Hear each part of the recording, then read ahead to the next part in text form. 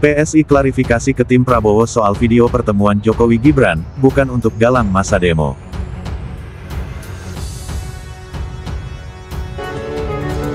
Gue disclaimer dulu nih, gue bukan pemilihnya Pak Prabowo. Dan gue juga gak suka dengan kebijakan pemerintahan saat ini. Tapi, gue akan gak lebih suka lagi kalau sampai wakilnya menggantikan Pak Prabowo. Ini hati-hati loh. Kita semua sepakat, kita semua benci dengan DPR. Tapi kita akan lebih benci lagi jika ada yang memanfaatkan momen ini untuk kepentingan dia dan keluarganya dengan cara menusuk presiden dari belakang. Kali ini presiden harus tegas, usut semua sampai tuntas. Bukan sebagai menteri, tapi saya mewakili Mas Kaisang Pangarep, Ketua Umum DPP PSI, yang kebetulan tidak bisa hadir pada hari ini. Beliau sudah 7 hari ini sakit, dirawat di rumah sakit. Mohon doa sekaligus kepada teman-teman agar Mas Kaisang segera sembuh. Nah, kedua, Mas Kaisang memberikan pesan kepada saya, dan tadi juga sudah ada rilis ya, saya kira Mas Kaisang membuat rilis bahwa di tengah hiruk pikuk dan masalah yang kita hadapi ini ada medsos ya yang cukup dibanjiri oleh banyak pihak yang mencoba mengadu domba antara Pak Prabowo dan Pak Jokowi, termasuk Mas Gibran dan PSI. Semalam misalkan dari tim Pak Prabowo kami berkomunikasi cukup intens ya untuk saling mengklarifikasi tabayun ya. Ada sebuah video yang isinya berbeda dengan narasinya. Jadi isinya Pak Jokowi ketemu siapa, Mas Gibran ketemu siapa, PSI ketemu siapa, tapi itu dianggap sebuah pertemuan untuk menggalang demo-demo yang terjadi pada hari ini. Jadi Mas Kaisang sudah sampaikan bahwa itu adalah hoax. PSI seperti hasil kongres di Solo yang lalu, Partai Gajah setia dengan Pak Prabowo Subianto, mendukung kepemimpinan beliau untuk melaksanakan terus program-program kerakyatan, ya, program-program anti korupsi. Jadi merah putih kata Pak Prabowo, maka Partai Gajah juga ikut merah putih. Makasih. Kalaupun saya menyuarakan untuk melengsarkan Prabowo Subianto, itu ada alasannya. Karena Bapak Prabowo membela koruptor. Presiden yang membela koruptor tidak layak untuk didukung, tidak layak untuk memimpin NKRI. Jika kita kompak, jika kita punya niat untuk menyatukan kekuatan, maka insya Allah PSI itu akan kuat mendukung Mas Gibran di tahun 2029 menjadi presiden. Harapan saya saat ini hanya pada Mas Gibran dan PSI. Jangan sekali-kali kecewakan saya dengan harapan. Karena harapan saya terhadap Bapak Prabowo sudah pupus. Saya tidak lagi percaya. Jangan coba bungkam suara saya, jangan coba suap saya. Jangan coba kalian ancam DJ. Jangan, ya. Karena saya tidak punya rasa takut secuil pun menghadapi kalian-kalian. Saya tidak punya rasa takut menghadapi hukum, karena apa yang saya katakan tidak ada yang melanggar hukum. Sekarang buktinya itu sudah sangat-sangat jelas. Ada videonya kader PSI ini yang mengajak untuk melengsarkan Presiden Prabowo Subianto. Bahkan dia itu juga menulis, lengsarkan Presiden Prabowo dengan kekuatan full tanpa rem. Bayangkan saja, sampai seperti itulah, ini kan parah sekali. Nah, kemudian koordinator Laskar Cinta Jokowi juga mendesak agar Presiden Prabowo Subianto ini segera mundur. Karena apa? Karena dianggap tidak mampu menjaga keamanan negara. Lah, dari sini saja kan sudah sangat-sangat jelas bahwa yang menginginkan Presiden Prabowo lengser itu adalah pihak-pihak yang terafiliasi dengan PSI dan Solo. Dan itu sudah sangat jelas sekali. Nah, jadi masih kurang apa lagi? Dan semua itu sudah sangat beralasan. Karena apa? Karena kalau Presiden Prabowo itu lengser atau mengundurkan diri, maka yang naik untuk menjadi presiden itu adalah Gibran. Kan itu tujuannya. Nah, begitu juga dengan Kapolri saat ini. Ada sabotase di istana, lengserkan Prabowo. Mantan Panglima TNI Gatot Nurmantio mengingatkan Presiden Prabowo bahwa ada upaya sabotase dari lingkungan istana yang mengarah ke pemakzulan. Beberapa kasus memperlihatkan indikasi kuat, dimulai dari Menteri KKP yang melakukan perlawanan terhadap perintah Prabowo dengan melarang pembongkaran pagar laut di Tangerang. Lalu kenaikan PPN 12% oleh Menko yang akhirnya dibatalkan Prabowo sebelum kemarahan rakyat meluap. luas. Ada juga kebijakan distribusi gas melon yang membuat antrean menumpuk di banyak tempat. Bahkan ada yang meninggal dunia karena Menteri ESDM hanya membolehkan dijual oleh agen. Lalu tambang Raja Ampat yang membuat Prabowo disorot dunia internasional karena merupakan geopark warisan dunia. Jenderal Purnawirawan Gatot mengatakan, semua ini bentuk sabotase terstruktur dan sistematis. Sekarang kita masuk kepada Menko Perekonomian. Menko Perekonomian sekarang Airlangga Hartarto kelihatannya sama sekali tidak bergigi apapun. Sekarang ini ya. Tidak melakukan apapun dan ini tidak melakukan fungsinya sebagai Menko untuk mengendalikan perekonomian nasional. Tidak ada sama sekali yang dia lakukan. Jadi kenapa itu? Ya. Nah, saya punya keyakinan bahwa kalau dia mau melangkah itu Tersandra. kita tahu kan bertahannya dia kan karena seakan-akan kasusnya ditutup oleh Joko Widodo kan. Betul. Nah, siapa tahu ancaman itu masih ada terus. Lu terlalu bantu Prabowo, maka ku tarik tali ini. Nah, sehingga seakan-akan tidak bisa membantu Pak Prabowo apapun. Karena dia di waktu itu dipaksa mundur juga ya dari Ketua Umum Golkar ya, Khalil ya. Dipaksa mundur ya, maksud saya orang ini sudah dalam kerangkeng, nggak bisa ngapa-ngapain, dan itu sangat bahaya. Dan saya punya keyakinan juga orang ini kalau terjadi ketegangan tingkat tinggi dan pilihannya hanya Prabowo atau Jokowi, maka dia Prabowo itu memang ditarget 2 tahun turun. Cara menurunkan Prabowo itu adalah bagaimana kecintaan rakyat itu dihancurin dari mulai bulan Januari sampai sekarang. Terus saja delegitimasi dilakukan terhadap Presiden Prabowo. Waktu pidato Jokowi disingkat di acara ulang tahun Gerindra di bulan Februari atau apa itu kan, dia kan bilang bahwa sekarang kita sadar bahwa Prabowo adalah orang paling kuat di Indonesia dan tidak ada yang bisa melawan kekuatannya. Habis pidato itu kan besoknya ada gerakan Indonesia Gelap. Bara api itu diciptakan di bulan April kalau nggak salah saya itu. Ada Menteri Dalam Negeri memindahkan 4 pulau yang milik Aceh menjadi milik Sumatera Utara, itu juga ribut. Iya betul. Ada ribut lagi soal nikel di Raja Ampat. Betul. Ya, ribut lagi kan gitu. Jadi keributan itu selalu diciptakan agar Prabowo ini nggak bisa tenang. Prabowo ini kan terlalu keras, ya terlalu keras dalam anti korupsi. Koruptor besar, pemilik sawit itu udah 3,1 juta hektar itu kan semua kan kroni Jokowi, diambil semua. Harta-harta mereka yang ilegal itu yang selama Jokowi mau diputihkan, diambil dikasihkan kepada negara oleh Prabowo. Kelompok Jokowi oligarki ini pengen Prabowo supaya tidak dicintai rakyat. Agar apa? Agar Gibran bisa masuk menjadi alternatif ke depan gitu. Tentara atau polisi kalau terjadi ributan rakyat terus, rakyat nanti kemudian dibunuh, itulah yang mau dituju oleh orang-orang yang anti Prabowo itu.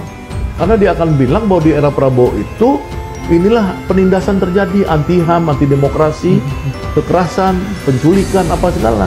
Kan mereka mau nempelkan itu lagi pada Prabowo. Saya heran juga, kadang-kadang kalau nggak anarkis, ya tertib itu dianggap anjing menggonggong kafilah berlalu. Ini juga penyakit. Jadi harus anarkis. Itu masalah juga.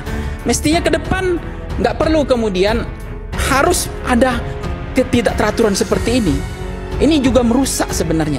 Jadi kalau saya katakan geng soal semua menteri tadi itu menteri dari mana sebenarnya? Ya? Menteri lama atau menteri baru? Yang ngomong nggak sense of politik. Maksud saya begini, ditambah lagi tunjangan, gaji dinaikkan terus. Itu membuat rakyat, dia tidak peka kepada rakyat, dia tidak menjiwai rakyatnya. Dia bahkan, Anda bisa lihat hari ini, sudahlah kita diperas, ditindas, kemudian rakyatnya dimaki, disalahkan terus. Ditambah lagi di jalan kita disalahkan lagi, kita udah bayar ini pajak, ditotet-totet di jalan, diusir di jalan. Itulah puncak kemarahan rakyat sebenarnya. Bagaimana nggak sakit hati kita di jalan diusir-usir begitu, ya kan? Di luar negeri nggak ada menteri-menteri pakai totet-totet, hanya presiden saja sama ambulan, udah selesai, ya kan? Betul nggak? Berikan saya laptop sekarang, kita bisa track bareng-bareng dari mana isu 25 Agustus itu muncul. Nama akun, mungkin hashtag Mas Bud bisa dilihat. Hashtag bubarkan DPR 25 Agustus 2020 sebelum 25 Agustus 2025. Nah, di situ aparat bisa cari tuh, bisa tracking. Bukan berarti mereka, tapi seenggaknya ada satu jalur yang kebuka. Nah, dari situ aliran dana bisa dilihat, bisa di track. Kalau nggak ketemu, ternyata benar-benar nggak ketemu. Ah, bukan, ini cuma kebetulan ribuan orang aja. Oh, saya siap menanggung konsekuensinya. Saya bicara di TV nasional, saya bicara di media sosial, di penjara bukan hal yang menakutkan buat saya. Oke. Kalau pemerintah memang mau nyari dalangnya. Di Palembang. Yo, sampai Panglima TNI di kau. Apakah ikut rusuh adalah bagian dari tugas teman-teman? Tidak kan?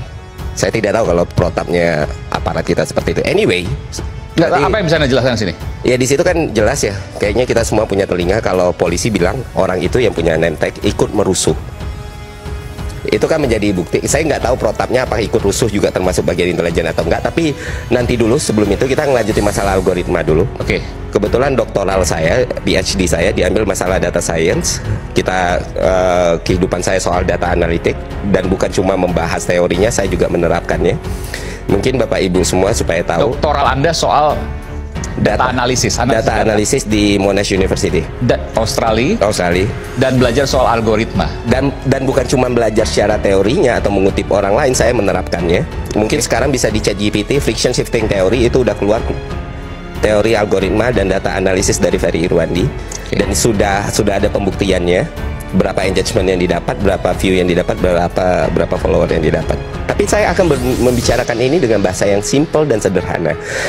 Dan supaya teman-teman intelijen bisa mengambil ilmu juga, mungkin kita sharing knowledge ya. Ada yang namanya scraping, ada yang namanya OSINT. Jadi untuk men-track dengan algoritma kayak sekarang, algoritma itu akan jadi bahaya ketika kapasitas dan kapabilitas penggunanya kurang. Tapi kalau kapasitas dan kapabilitas penggunanya bagus, itu bisa jadi senjata yang sangat powerful sekali. Google by date 25 Agustus sebelumnya hashtag bubarkan DPR, lihat afiliasi orang-orang itu, siapa yang dia dukung, instansi mana yang dia dukung, instansi mana yang tidak dia dukung, siapa yang dia serang. That's it. Mereka benar-benar di dalangnya atau tidak. Tapi kalau belajar, kalau kita ingin mencari tahu, benar-benar mencari tahu, nggak usah pakai kata yang berbunga-bunga atau kata-kata sophisticated lah. Langsung kayak gitu aja udah ketemu kok. Anak-anak ini lebih pintar dari saya untuk nyari tahu hal-hal kayak gitu. Anyway, apa yang Anda mau sampaikan situ? Ya ini yang mau saya sampaikan. Anyway, saya bisa berani jamin ketika itu semua orang di ruangan ini mencari tahu 25 Agustus hashtag bubarkan DPR, afiliasinya di mana, di TikTok ataupun Instagram atau Twitter, semua orang pasti akan dapat ini dalam waktu kurang dari 5 menit, ya kan? Nah, ketika orang-orang akun-akun ini diperiksa dan mereka bisa tidak terbukti, saya siap menerima konsekuensinya. Hari ini saya di penjara juga nggak masalah. Saya sudah kecukupan saya untuk hidup sudah, istri saya sudah cukup, sophisticated tidak. Kita butuh tahu basisnya apa, dan saya jujur saya belum tahu, dan saya juga nggak tahu siapa. Tapi bisa dilihat di media sosial, misalnya orang ketemu siapa, postingannya apa, yang bergerak siapa. It's not a rocket science. Orang kayak ikut rusuh nggak bisa diproses hukum dong, karena dia bukan perusuh. Iya, dia kan ikut. Kan dia ikut. Ada nggak kata perusuh? Ada. Orang dengar Pak. Dengar. Semua orang dengar nggak teman-teman? Dengar nggak? Tadi ada Pak, ada. Perusuh? Ikut rusuh tadi sebutnya. Iya. Kita dengarkan sekali lagi. Coba, perusuh atau ikut rusuh? Ikut rusuh. Coba dengar.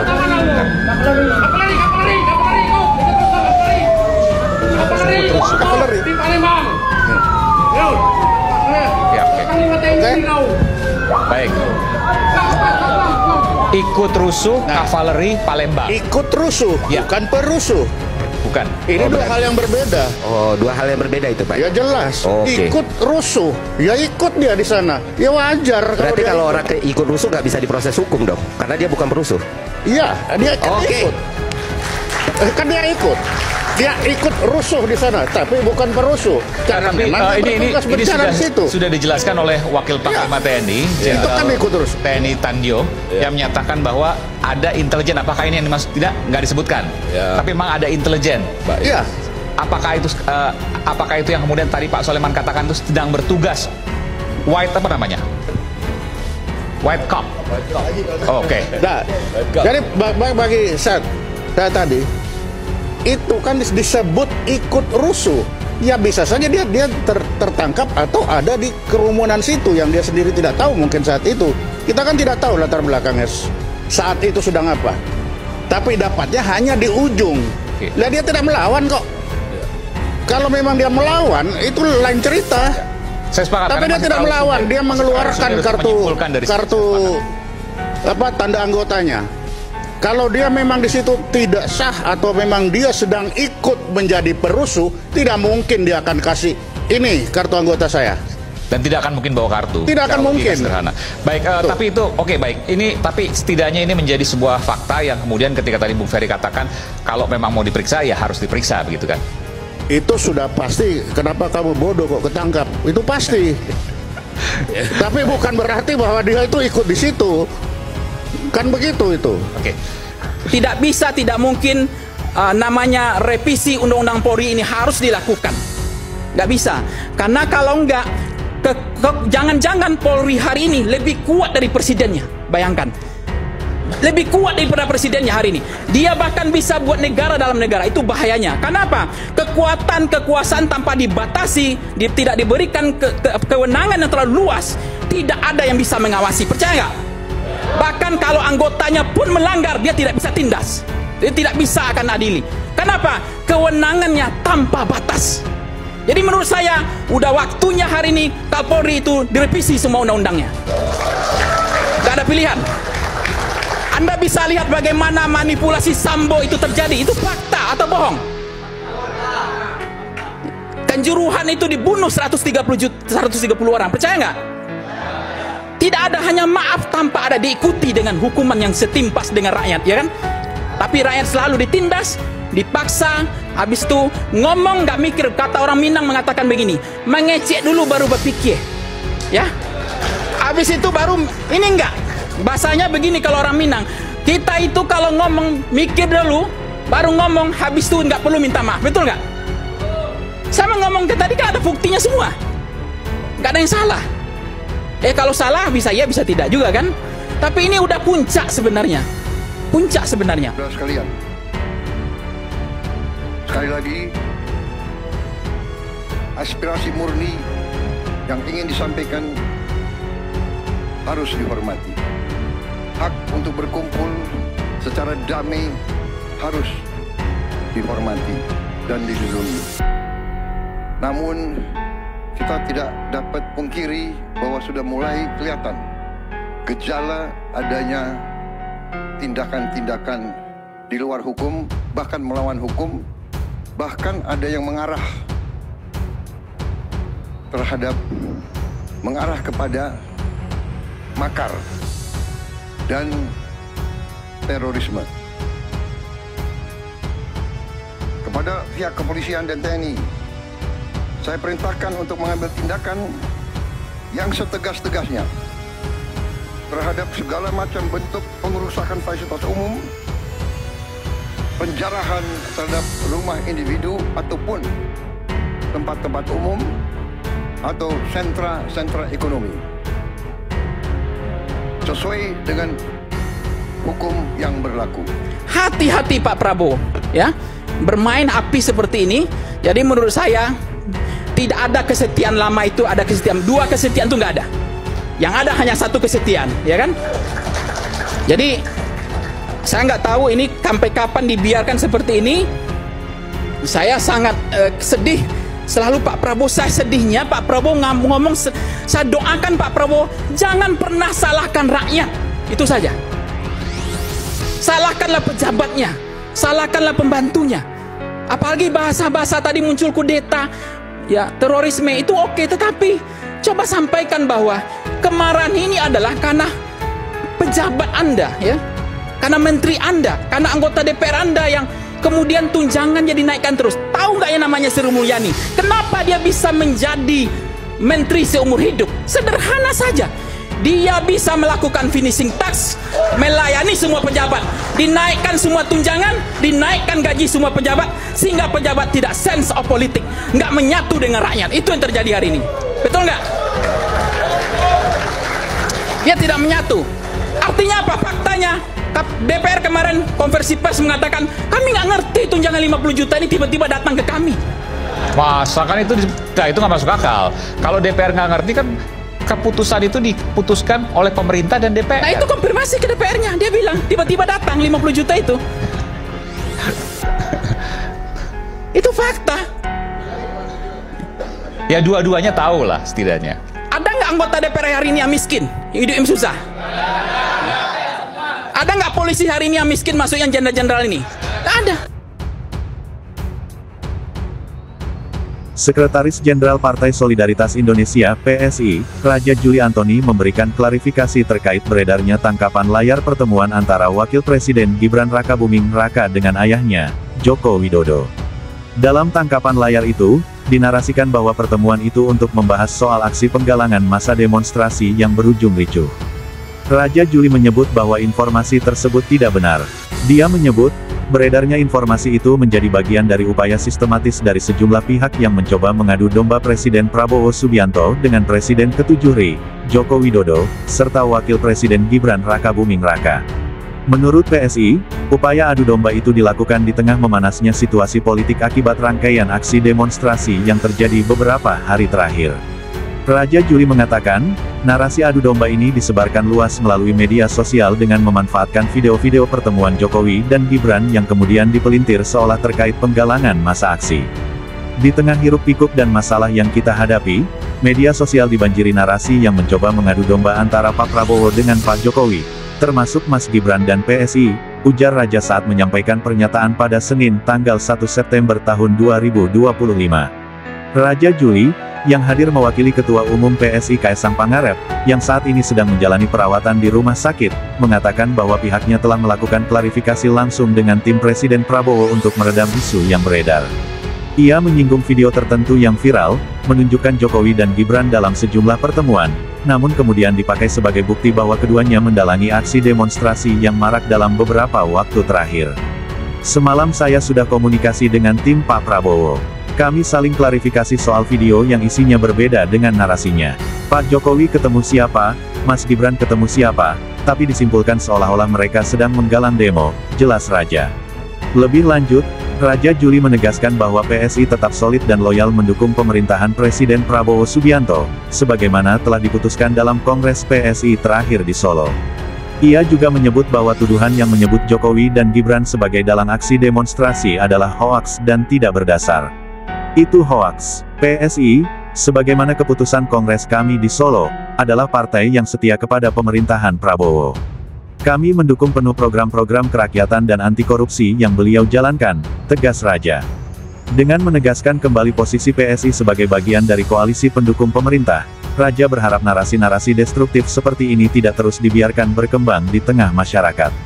Merah putih, kata Pak Prabowo. Maka Partai Gajah PSI, juga ikut merah putih, tutupnya. Prabowo endus upaya makar. Presiden RI Prabowo Subianto menyebut bahwa ada dalang di balik kerusuhan yang terjadi di Jakarta dan beberapa kota lain.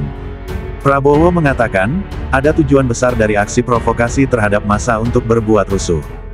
Dia pun mengendus ada pihak yang ingin dirinya lengser sebelum masa jabatan habis. Prabowo menyebut, pihak yang menginginkan dirinya lengser adalah mafia. Dugaan itu disampaikan Prabowo Subianto saat menjenguk korban luka di aksi unjuk rasa yang berakhir ricuh pada Senin tanggal 1 September tahun 2025. Prabowo Subianto ditemani Kapolri Jenderal Listio Sigit Prabowo saat menjenguk korban luka di kerusuhan yang terjadi sedari Senin tanggal 25 Agustus tahun 2025, hingga Minggu tanggal 31 Agustus tahun 2025 itu. Bukan hanya menjenguk korban sipil yang terluka, Prabowo Subianto juga menjenguk aparat kepolisian yang terluka dan dirawat di Rumah Sakit Kramat Jati, Jakarta Timur. Dalam keterangannya, Prabowo Subianto menyebut bahwa aksi unjuk rasa sepekan ini diduga telah tersistematis. Pasalnya kata Prabowo, dirinya mendapatkan laporan adanya satu truk yang khusus membawa petasan dan kembang api untuk amunisi demonstrasi. Sehingga menurut Prabowo, sebagian aksi kemarin memang sengaja diciptakan untuk merusuh. Hal itu terlihat banyaknya gedung instansi pemerintah yang dibakar. Ini menurut saya niatnya memang merusuh, niatnya bakar ditemukan truk yang isinya alat-alat untuk membakar, ucap Prabowo seperti dimuat Kompas TV. Perusakan gedung-gedung instansi negara itu juga kata Prabowo bisa menjadi simbol untuk merusak kedaulatan negara. Sehingga Prabowo Subianto meyakini bahwa kerusuhan yang disusupkan dalam unjuk rasa sepekan ini adalah memang sengaja direncanakan sekelompok orang. Ada sekelompok orang ini, yang kita lihat rencana ini datang ke suatu tempat bukan berasal dari situ mau membakar merusak dan menciptakan amarah rakyat, tutur Prabowo. Prabowo Subianto pun menduga bahwa kerusuhan itu diciptakan oleh para mafia yang merasa terganggu dengan agenda pemberantasan korupsi yang telah digencarkannya selama 10 bulan terakhir. Kepala negara pun bersumpah atas nama Tuhan tidak akan mundur dalam melawan para mafia tersebut. Saat ini, kata Prabowo, dirinya sudah mengerahkan seluruh kekuatan negara untuk membongkar dalang dari kerusuhan ini. Saya akan hadapi mafia-mafia yang sekuat apapun, demi Allah saya tidak akan mundur setapak pun, saya yakin rakyat bersama saya, jelasnya. Diketahui selama sepekan ini Indonesia dilanda unjuk rasa serempak di berbagai daerah. Unjuk rasa maraton yang berlangsung sejak Senin tanggal 25 Agustus tahun 2025, hingga Sabtu tanggal 30 Agustus tahun 2025, menjadi unjuk rasa terbesar di Indonesia setelah reformasi 1998.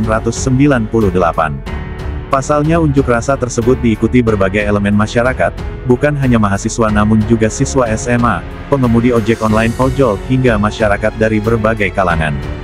Bukan hanya terfokus di Jakarta, unjuk rasa juga menyebar hingga ke berbagai wilayah Indonesia seperti Makassar, Surabaya, Yogyakarta, Bandung, hingga Serang. Unjuk rasa tersebut dipicu dari kemuakan masyarakat akan pengadaan tunjangan rumah untuk DPR RI senilai 50 juta rupiah per bulan. Terlebih tunjangan ini ternyata sudah diberikan selama 10 bulan terakhir tanpa diketahui masyarakat.